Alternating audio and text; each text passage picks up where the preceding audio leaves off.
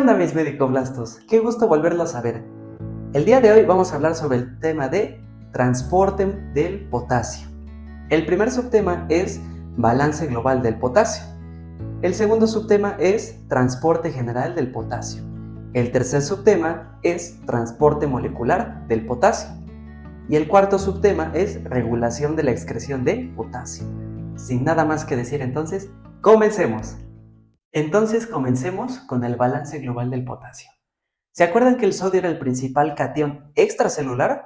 Bueno, ahora el potasio es el principal catión intracelular, ya que el 98% de todo el potasio en nuestro cuerpo se encuentra dentro de las células. El 2% restante se encuentra en los compartimentos extracelulares. ¿Se acuerdan que el compartimento extracelular está constituido principalmente por el plasma? En la concentración plasmática de potasio va de los 3.5 a los 5 minimoles. Ahora, ¿cuáles son las funciones del potasio? Bueno, dentro de la célula es muy importante que tengamos mucha concentración de potasio, ya que va a regular 4 cosas: el volumen celular, el pH intracelular, la función enzimática o el control de las enzimas y el crecimiento de la célula, así como la síntesis de proteínas. Si está alterada su concentración en la célula, entonces va a afectar estos 4 parámetros. Ahora, en el líquido extracelular es muy importante que sea su concentración mínima para que se mantenga el gradiente electroquímico de potasio. Recordemos que el gradiente electroquímico es la dirección en la que se mueven las moléculas. Entonces, si hay mucha concentración dentro de una célula y hay poca concentración fuera de la célula, se va a mover el potasio de adentro hacia afuera. Otra función importante es que el potasio va a producir el potencial de membrana de las células excitables y no excitables. El potencial de membrana es la carga eléctrica en reposo de una célula. Entonces, como la membrana principalmente es permeable al potasio y como el potasio tiende a salir de la célula, entonces la carga neta de la célula es negativa, ya que constantemente estamos sacando cargas positivas de la célula, ¿ok? Ahora, en cuanto a la concentración plasmática del potasio, tenemos dos situaciones clínicas. Si nosotros disminuimos la concentración de potasio, producimos una hipocalemia. Si nosotros aumentamos la concentración de potasio, producimos una hipercalemia. Ahora, cada una de ellas tiene muchas causas por las que se pueden producir, pero las principales causas para la hipocalemia son, a nivel renal, el uso de diuréticos y los trastornos tubulares, ya que ambos favorecen la excreción del potasio. En el tracto gastrointestinal, la diarrea y el vómito expulsan más potasio, entonces hay una pérdida de potasio. Y en la piel, tanto las quemaduras como la sudoración excesiva hace que perdamos potasio. Ahora, en cuanto a la hipercalemia, tenemos algunas causas, entre ellas la liberación celular. Recordemos que el potasio está más concentrado dentro de las células, como el músculo y los glóbulos rojos. Entonces, por ejemplo, si nosotros vamos a un examen sanguíneo o a un examen de laboratorio y nos extraen sangre, ese microtraumatismo en los eritrocitos hace que se rompan, es decir, haga una hemólisis y liberen potasio. Y esto puede producir una pseudo hipercalemia. Es decir, no hay realmente una hipercalemia, solo hay un aumento de la concentración de potasio por liberación de estos eritrocitos. Ahora, en los músculos y en los huesos, por ejemplo, si tenemos un traumatismo, rompemos células del tejido muscular o del tejido óseo, liberamos potasio a la circulación. Y esto sí puede ser peligroso, porque aquí sí hay un aumento real del potasio en la sangre. Y ahora, tanto la hipercalemia como la hipocalemia producen trastornos neuromusculares. El principal ejemplo es el corazón. En el corazón podemos ver afectados las ondas T, los complejos QRS, y si no se atienden estas situaciones médicas, puede derivar en una fibrilación ventricular, la cual es mortal. Ahora, respecto al balance del potasio o la homeostasia del potasio, recuerden cuando vimos, por ejemplo, el sodio, que todos los días ingresamos una cantidad de un soluto y excretamos una cierta cantidad de soluto. Pasa lo mismo con el potasio. Ahora, el balance externo del potasio va a suceder en los intestinos y en el riñón. Todos los días nosotros ingresamos por la dieta 70 milimoles de potasio, de los cuales 60 pasan al plasma o el líquido extracelular y 10 milimoles se excretan por las heces. Ahora, la concentración en el líquido extracelular es de 65 milimoles aproximadamente. Y ahora, recuerden que todos los días pasamos más de 10 veces la totalidad del plasma por los riñones. Entonces, 810 milimoles de potasio son filtrados al día. Y ahora, 50 milimoles también son secretados a los túbulos. Esta secreción la vamos a ver más adelante en el transporte del potasio. Entonces, si juntamos 810 de filtrado y 50 de la secreción, formamos un total de 860 milimoles. Y de estos 860 milimoles, 800 se reabsorben, dejando 60 milimoles en la orina, que son los que excretamos diariamente. Entonces, todos los días ingresamos 70 milimoles y excretamos 10 por las heces y 60 por la orina, manteniendo en equilibrio el potasio. Ahora, también hay un balance interno del potasio, porque recuerden que su principal ubicación es intracelular. Entonces, en el músculo es el principal reservorio de potasio. Aquí tenemos 2600 milimoles de potasio. Le sigue el hígado con 250 milimoles, el hueso con 300 milimoles y los glóbulos rojos con 250 milimoles. Entonces nos da un total aproximado de 3400 milimoles de potasio. Si nosotros movilizamos solo un 1% de esa concentración intracelular, podemos modificar hasta 50% la concentración plasmática de potasio. Y recuerden que eso puede dar una hipercalemia o una hipocalemia, dependiendo si perdemos o ganamos potasio, ¿ok? Ahora, ¿por qué no se produce una hipercalemia cada vez que nosotros comemos? Porque tenemos un sistema amortiguador que cuando nosotros ingresamos potasio al plasma, se va a ingresar a las células. Ahora, vamos a ver cómo funciona este mecanismo. Entonces hablemos sobre el sistema de amortiguación del potasio. Se los voy a ejemplificar con esta gráfica. El eje de las X representa el tiempo medido en horas. El eje de las Y, la concentración plasmática de potasio. La línea punteada en azul representa el momento en el que nosotros ingresamos potasio por la dieta, es decir, sobrecargamos el potasio. Y ahora, tenemos nuestra concentración de 4.5 de potasio y una vez que nosotros comemos, sobrecargamos esta concentración en plasma. Pero al cabo de aproximadamente una hora se contrarresta este efecto. Se dice que el 80% del potasio ingerido en la dieta pasa al interior de las células de forma transitoria para amortiguar esta concentración y que no tengamos una hipercalemia. Ahora, ¿cómo sucede este fenómeno? Bueno, tenemos un vasito sanguíneo donde está aumentada la concentración de potasio. Cuando llega al páncreas, va a estimular a las células beta de los islotes de Langerhans para que produzcan insulina. Y en las glándulas suprarrenales va a estimular a las células cromafines y las células glomerulares para que produzcan adrenalina y aldosterona, respectivamente. Estas tres hormonas van a unirse a sus respectivos receptores y ahora, por diferentes vías de transducción de señal, van a producir el mismo efecto: estimular la bomba sodio-potasio. Si nosotros sobreestimulamos la bomba sodio-potasio, metemos más potasio a la célula. ¿Y dónde tenemos más potasio en las células? En el tejido muscular, en el tejido óseo, en los hepatocitos y en los glóbulos rojos. Y ahora, hay situaciones clínicas donde se puede afectar la síntesis de estas hormonas. Para la insulina, la diabetes tipo 1. Para la adrenalina, el uso de fármacos como los antagonistas beta-adrenérgicos para el uso de la hipertensión.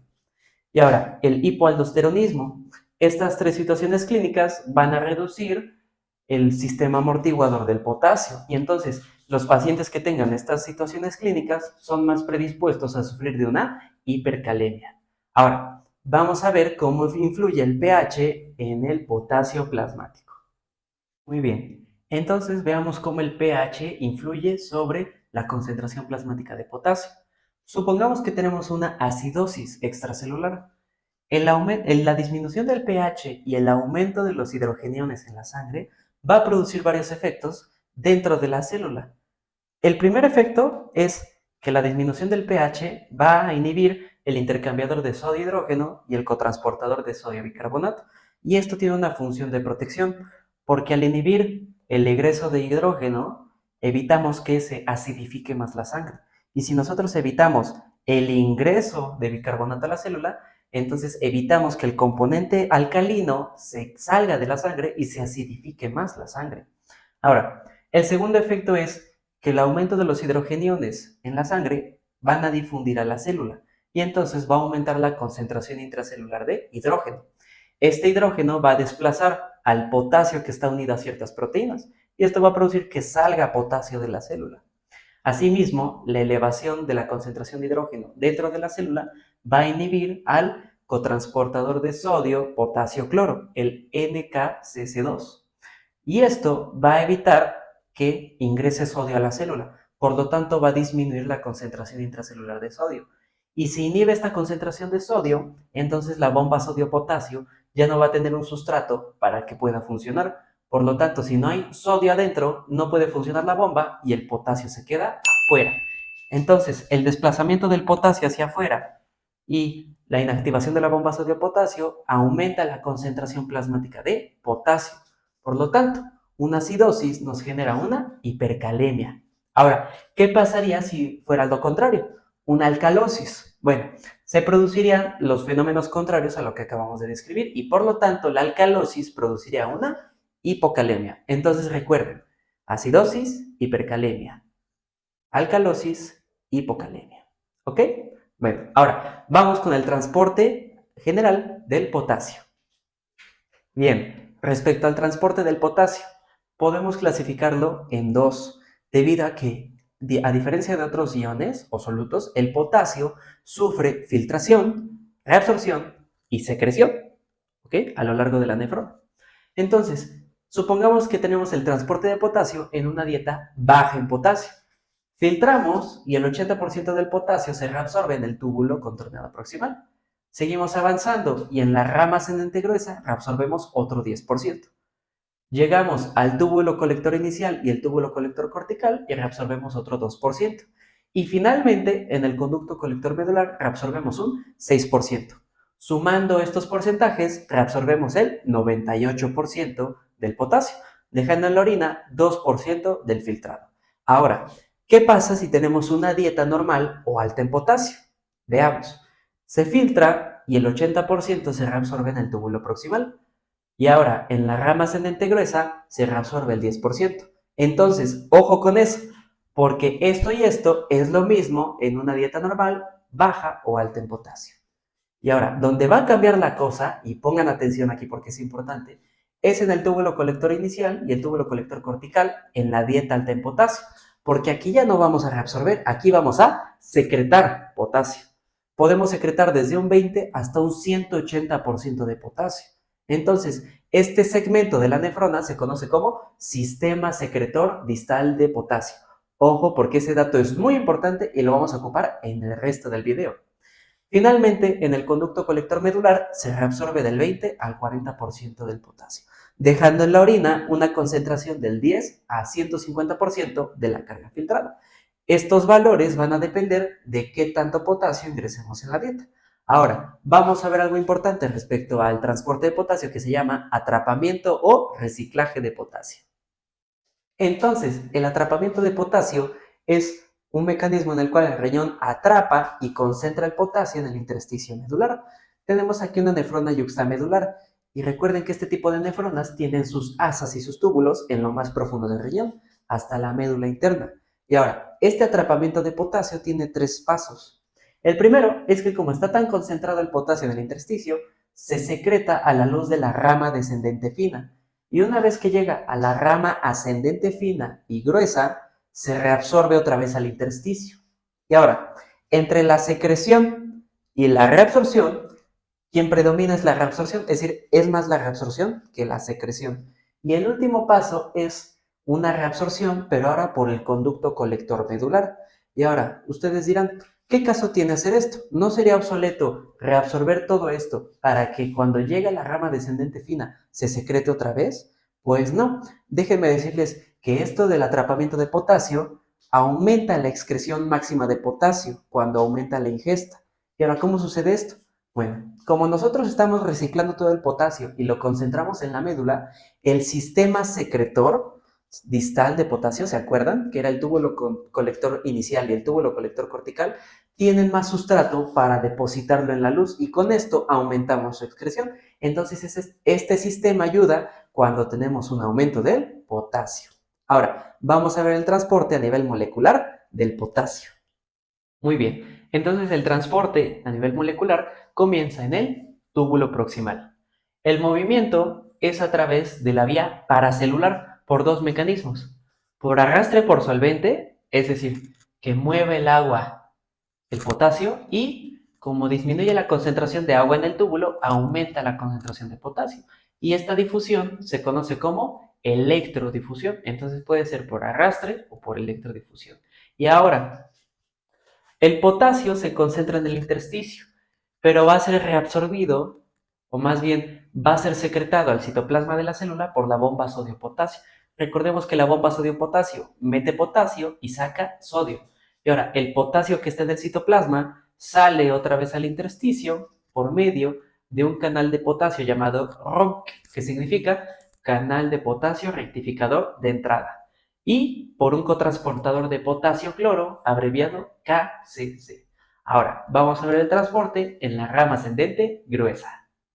Ahora, en la rama ascendente gruesa, el transporte del potasio ya no va a ser por vía paracelular, debido a que está muy concentrado en el intersticio. Y recuerden que el potasio se mueve principalmente por gradiente de concentración. Entonces, el movimiento apical es por la vía transcelular y se da por el cotransportador de sodio, potasio y cloro, el NKCC2. Y ahora, el potasio va a salir por los canales rectificadores de entrada de potasio. Asimismo, el potasio que está en el intersticio puede entrar hacia el citoplasma y salir por estos canales. Ahora, vamos a ver qué sucede en el sistema secretor distal de potasio. Entonces, el transporte molecular en el túbulo colector inicial y el túbulo colector cortical, recuerden que juntos forman el sistema secretor distal de potasio. Y asimismo, estos dos segmentos están compuestos por dos tipos de células, las principales y las intercaladas. Ojo, las principales se encargan de la secreción de potasio y las intercaladas de la reabsorción de potasio. ¿Se acuerdan cuando vimos el transporte de potasio? Que a esta altura de la nefrona podíamos reabsorber o podíamos secretar potasio en función de la ingesta. Exactamente, dependiendo de la ingesta se va a favorecer la actividad de una o de otra. Ahora, vamos a ver a las células principales. Mueven potasio del intersticio a la luz. El movimiento vasolateral está dado por una bomba sodio-potasio. Y una vez que ingresa al citoplasma, sale por la membrana apical gracias a los canales de potasio y al cotransportador de potasio-cloro. Ahora, aquí cabe recalcar que la dirección o que lo que permite la secreción es que la fuerza impulsora es favorecida hacia la luz apical o hacia la luz tubular. Ahora, las células intercaladas. El potasio de la luz tubular se mete al citoplasma por un transporte activo, por una bomba de potasio-hidrógeno. Por cada molécula de ATP, introduce una de potasio y saca una de hidrógeno. Y ahora, el potasio citoplasmático sale por el canal de potasio. Cuidado, porque si aumenta la actividad de esta bomba de potasio-hidrógeno, podemos producir una alcalosis hipocalémica. Ahora, vamos a hablar de la regulación del transporte del potasio. Bien, ahora, la regulación del transporte de la excreción de potasio está mediada por diferentes factores, entre ellos el flujo luminal. El flujo luminal, recuerden que es la carga o la cantidad de volumen que pasa por el túbulo. Entonces, si aumenta el flujo o aumenta la cantidad de orina en los túbulos, por ejemplo, en el uso de diuréticos, cuando aumenta el líquido extracelular y tenemos que excretar los líquidos por la orina, o por la diuresis osmótica como la hiperglucemia secundaria a diabetes, lo que va a pasar es que va a haber un aumento en la secreción de potasio por el sistema secretor proximal, y esto se conoce como caliuresis, es decir, cuando aumentamos la excreción de potasio en la orina. Ahora, otro regulador es el potencial transepitelial luminal. Recordemos que el potasio, su movimiento está dado por el gradiente electroquímico. Principalmente, recuerden que la reabsorción se da en el túbulo proximal y ahí es por movimiento paracelular. Uno de esos movimientos es la electrodifusión, que depende del voltaje transepitelial. Entonces, una situación, si nosotros aumentamos la concentración de sodio en los túbulos, entonces va a ingresar más sodio por los canales epiteliales de sodio a nivel de los túbulos colectores inicial y cortical en el sistema secretor de potasio. Y esto lo que va a producir es una despolarización apical. Recordemos que si metemos más cargas positivas al citoplasma, entonces despolarizamos una célula. Y esta despolarización va a producir un aumento en la salida de potasio. Entonces, un aumento de la concentración de sodio aumenta la excreción de potasio. Y caso contrario, el uso de la amilorida bloquea los canales epiteliales de sodio y entonces ya no se despolariza, sino que se hiperpolariza la célula y esto disminuye la excreción de potasio. Ahora, el uso de mineralocorticoides y glucocorticoides. Ambos favorecen la excreción de potasio, la caliuresis. Ahora, clínicamente hablando, si nosotros tenemos un hiperaldosteronismo, es decir, una actividad excesiva de la aldosterona, entonces se va a aumentar la excreción de la potasio. Pero si nosotros tenemos una insuficiencia corticosuprarrenal, es decir, disminuimos la actividad de la aldosterona, entonces aumentamos la reabsorción de potasio. Por lo tanto, uno produce hipocalemia y el otro produce hipercalemia. Ahora, la aldosterona, su mecanismo de acción. Recuerden que aumenta la transcripción de genes que favorecen la reabsorción de sodio, como la bomba sodio-potasio, los canales epiteliales de sodio. Pero estos dos, a nivel del sistema secretor de potasio, lo que va a hacer es que va a aumentar la conductancia del potasio. Entonces, si favorecemos la bomba sodio-potasio en este segmento de la nefrona, favorecemos la secreción, la expulsión de potasio por la orina, ¿ok? Lo mismo pasa con los glucocorticoides, como el cortisol. Lo que va a hacer es disminuir la permeabilidad del agua en el sistema secretor. Recuerden que si disminuimos el movimiento del agua, entonces aumentamos la concentración de sodio en la luz. Y si aumentamos la concentración de sodio en la luz, despolarizamos la membrana. Y si la despolarizamos, favorecemos la secreción de potasio. Por último, la dieta. Esta es la más importante. Si nosotros tenemos una dieta sobrecargada de potasio, entonces lo que va a pasar son tres cosas. Un aumento de la adaptación del riñón en la secreción de potasio, un aumento del área de superficie vasolateral del sistema secretor y un aumento de la aldosterona. Estos tres sucesos lo que van a hacer es favorecer la actividad de la bomba sodio-potasio. Y recuerden, si favorecemos la actividad de la bomba sodio-potasio en el sistema secretor, favorecemos la excreción de potasio. Recuerden que la bomba mete potasio al citoplasma y de ahí lo saca a la luz. Y ahora, en una privación dietética de potasio, va a disminuir la captación vasolateral del sistema secretor, es decir, lo opuesto de la sobrecarga de potasio. Y aquí vamos a favorecer la actividad de la bomba sodio-potasio, pero ojo, en el conducto colector medular. Recuerden que el conducto colector medular reabsorbe, no excreta potasio. Entonces, si favorecemos la actividad de la bomba aquí, lo que va a hacer es una reabsorción de potasio, ¿vale? Ahora, espero que con esto haya quedado claro el tema de transporte de potasio. No olviden suscribirse, darle like al video y si les gustó, compártanlo con todos sus compañeros y estudiantes de medicina. Recuerden que la clave del éxito es la constancia. Yo soy Enrique Pedrosa y nos vemos en el siguiente video. ¡Hasta pronto!